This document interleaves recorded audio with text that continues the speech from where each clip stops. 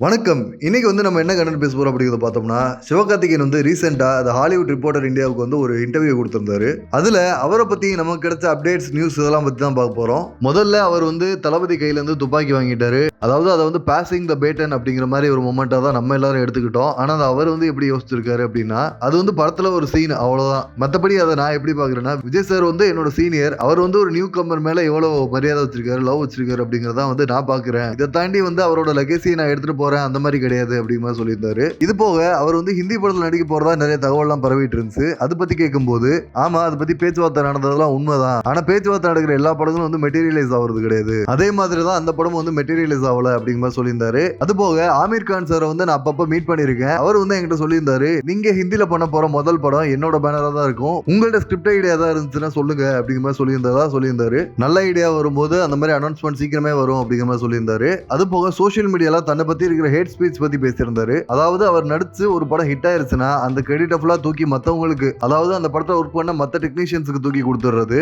அதே இந்த படம் தோல்வி அடைஞ்சுன்னா அதோட பிளேம் ஃபுல்லா தூக்கி ஏமல போடுறது. இந்த மாதிரி பண்ணிருக்காங்க அப்படிமா சொல்லிட்டு இருந்தாரு. அதுலதான் பயங்கரமா ஒரு விஷயம் சொல்லியிருந்தாரு.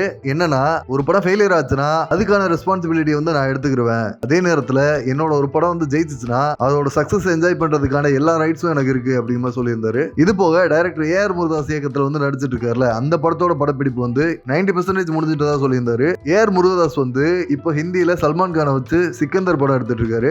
அந்த படம் முடிச்சு இந்த படத்தை கம்ப்ளீட் பண்ண போறதா சொல்லியிருந்தாரு.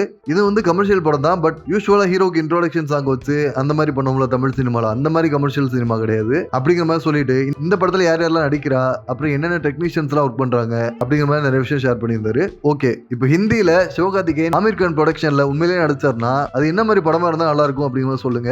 இவர் மட்டும் இல்ல, ஏற்கனவே ஹிந்தியில போய் நடிச்சு ஹாலிவுட் வர போன ஆக்டர் தான் நம்ம தனுஷ். அவர் மாதிரியே இவருக்கு வித்தியாசமான ஸ்கிரிப்ட்ஸ் அமையுமா, இவருக்கு அந்த அளவுக்கு வெற்றி கிடைக்குமா அப்படிங்கறத பொறுத்து தான் பார்க்கணும். நன்றி, வணக்கம்.